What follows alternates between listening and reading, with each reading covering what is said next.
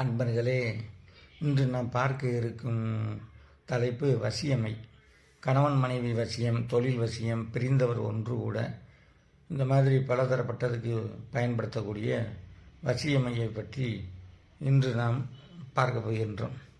இந்த வசியமையானது மிகவும் சக்தி வாய்ந்தது. இந்த மையம் நம்ம பயன்படுத்தும் போது ஆண் பெண் வசியமாகும், வியாபார வசியமாகும், தொழில் வசியமாகும். எந்தெந்த இது ஒரு எதிர்பார்ப்போ அத்தனைக்கு இந்த மைய நம்ம நெத்தியில் வச்சுக்கிட்டு போகும்போது எல்லா விதத்துலையும் பயன்படக்கூடியது இந்த வசியமை. இந்த வசியமையினுடைய செய்முறை நான் சொல்கிறேன். இந்த மூலிகை பூரா எடுத்து நம்ம ஒரு குழி அம்மியில் போட்டு நல்லா அரைக்கணும். அரைச்சி ஒரு மஞ்சட்டியில் அதை நல்லா தடவி காய வைக்கணும். காய வச்சு சூடத்தை வச்சு விளக்கு நல்லெண்ணெய், சுத்தமான நல்லெண்ணெயில் ஊற்றி ஒரு விளக்கு பொறிச்சு வச்சு இந்த மஞ்சட்டியில் கவுத்து வச்சிடணும். கவுத்து வச்சிட்டோம்னா கொஞ்சம் காற்று போக கவுத்து வச்சிட்டோம்னா நைட்டு கவுத்து வச்சோம்னா காலையில் எடுத்து பார்க்கணும். அந்த அளவுக்கு எடுத்து பார்த்தோம்னா அந்த சட்டியில் மை ஒட்டியிருக்கும். அதை சுரண்டி திருப்பி ஒருக்கா நல்லா அரைச்சி அதை ஜவ்வாது, புணுகு, கோரோஜனம், இந்த மாதிரி வாசனை திரவியங்களை போட்டு நல்லா அரைக்கணும். அரைச்சி பூஜையில் வைக்கணும்.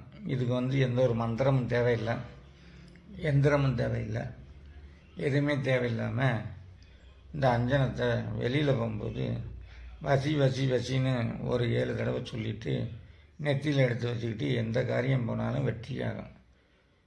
தொழிலாக இருந்தாலும் சரி, வியாபாரமாக இருந்தாலும் சரி, வேறு ப்ரைவேட்டில் வேலை பார்த்தாலும் சரி, அரசாங்க வேலை பார்த்தாலும் சரி, எந்தெந்த தொழிலுக்கு போனாலும் இதை வச்சுக்கிட்டு போனால் தொழில் சிறப்பாக நடக்கும். தொழிலில் நல்ல ஒரு வருமானத்தை தரும். இப்போ ஒரு நாளைக்கு ஒரு 10,000 ரூபாய்க்கு வருமானம் வருது அப்படின்னா அது ஒரு 12,000, 15,000 இப்படி வருமானம் வரக்கூடிய அளவுக்கு ரொம்ப ஒரு சிறப்பாக ஓடும் எந்த ஒரு தொழிலும். அதனால் இந்த மையம் எல்லோரும் இந்த மையை பயன்படுத்துங்க.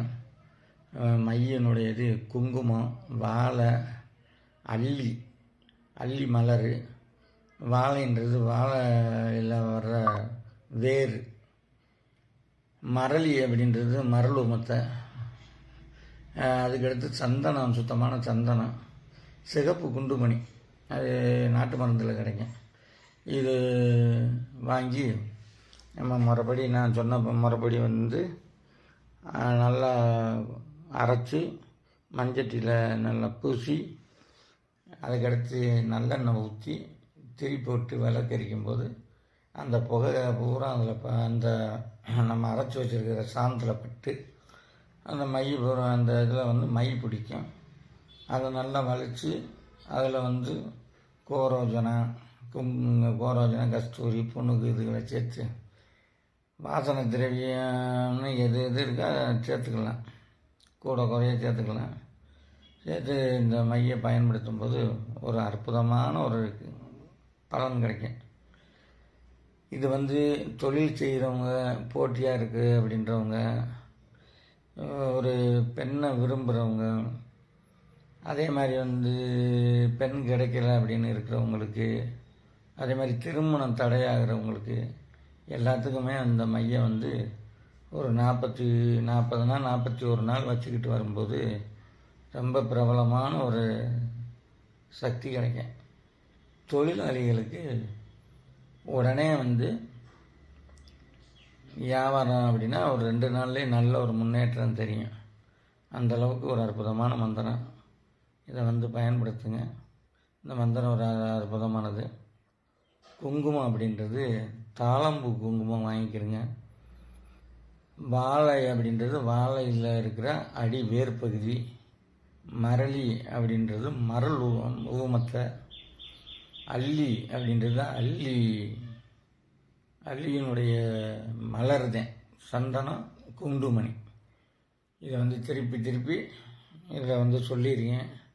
ஏன்னா 1க்கு 2 தடவை சொன்னால் அதனுடைய விளக்கம் உங்களுக்கு ஈஸியாக புரியும் அப்படின்றதுக்காக வேண்டி இதை சொல்லியிருக்கேன்.